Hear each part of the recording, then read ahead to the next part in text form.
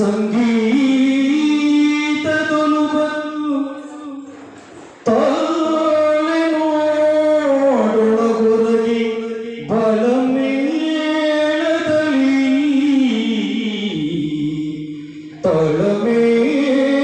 ತಳಮೇಳಗಳಿರ್ಪ ಸಂಗೀತದೊಲು ಬದುಕು ತಲೆ ನೋಡೊಳಗೊರಗಿ ಬಲಮೇಳದಲ್ಲಿ ತಾಳೆ ನೋಡೊಳಗೊರಗಿ ಬಲಮೇಳದಲ್ಲಿ ಕೂಳನೊಲು ಮಾಯಿ ತಾನರಗಿ ಕೆಡಿಸಲು ಮೇನು ಕೂಳನೊಲು ಮಾಯಿ ತಾನರಗಿ ಕೆಡಿಸಲು ಮೇನು ಬಾಳದಾಳವ ಪಿಡಿಯು ಬಾಳದಾಳವ ಪಿಡಿಯು ಜಾಣಮೂರ್ಖ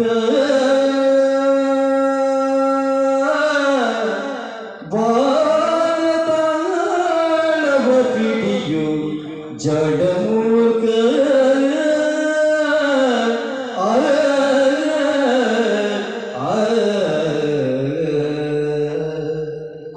ಸಂಗೀತವೆಂದರೆ ಯಾರಿಗೆ ಇಷ್ಟವಿಲ್ಲ ಹೇಳಿ?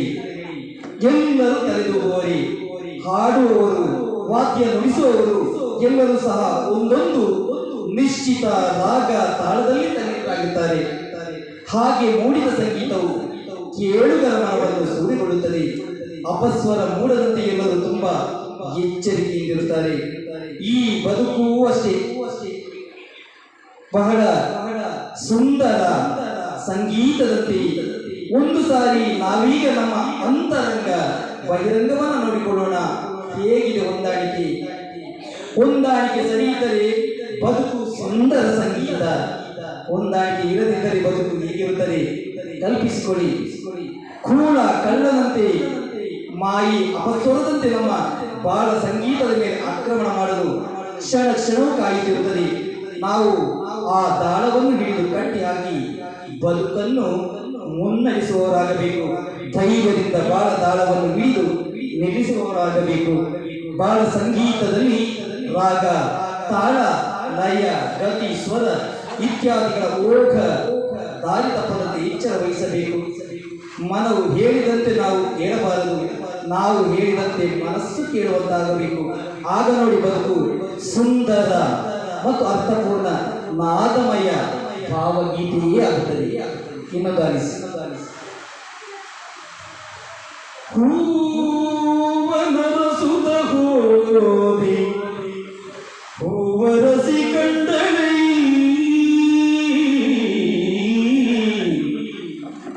ಹೂವನರಸುತ ಹೋದಿ ಹೂವರಸಿ ಕಂಡಳೈ ತೂವರಸಿ ಮೈ ತುಂಬ ಮುಳ್ಳನ ಕಂಡೆ ಹೂವನರಸುತ ಹೋದೆ ಹೂವರಸಿ ಕಂಡಳೈ ತೂವರಸಿ ಮೈ ತುಂಬ ಮುಳ್ಳನ ಕಂಡಂತೆ ಹೂಗೇಳಿತು ಮುದದಿ ಮುಳ್ಳನೇತಕ್ಕೆ ನೋಡ್ಬೆ ಹೂಗೇಳಿತು ಮುದದಿ ಮುಳ್ಳನೇತಕ್ಕೆ ನೋಡ್ಬೆ ಹೂವು ಬೇಕು ಮುಳ್ಳು ಜಡಮೂರ್ಖ ಹೂವು ಬೇಕು ಮುಳ್ಳು ಜಡಮೂರ್ಖ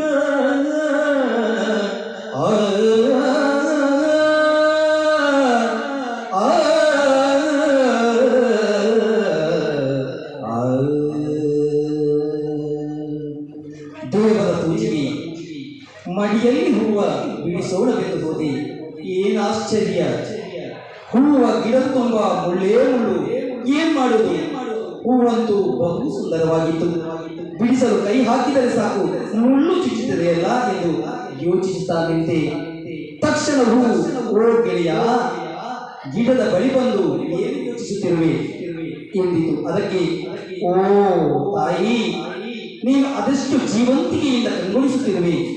ನಿನ್ನನ್ನು ಭಗವಂತನ ಪಾದ ಕಮಲಗಳಿಗೆ ಅರ್ಪಿಸೋಣವೆಂದು ಬಂದರೆ ನಿನ್ನ ಮೈ ತುಂಬ ಮುಳ್ಳಿವೆಯಲ್ಲ.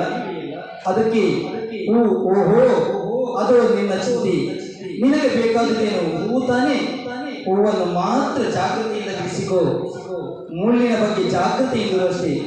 ಮುಳ್ಳಿನ ಕಡೆ ಅವಧಾನ ಕೇಂದ್ರೀಕರಿಸಿದರೆ ಮುಳ್ಳೆ ಚುಚ್ಚೀತು, ಹೂವಿನ ಕಡೆಗೆ ಗಮನ ಕೇಂದ್ರೀಕರಿಸಿದರೆ ಹೂವೇ ಸಿಕ್ಕೀತು ಎಂದು ನಕ್ಕೀತು. ಅಪ್ಪ, ಎಂತಹ ದಿವ್ಯ ಸಂದೇಶವನ್ನ ಸಾರಿತು ಆ ಹೂವು. ಬದುಕಿನಲ್ಲೂ ಅಷ್ಟೇ, ನಮಗೆ ಏನು ಬೇಕು ಅದನ್ನು ಬಹು ಎಚ್ಚರಿಕೆಯಿಂದ ಆಯ್ದುಕೊಂಡರೆ ಬದುಕು ಸುಂದರ ಶಾಂತ ಅಲ್ಲವೇ ಗೆಳೆಯರೇ?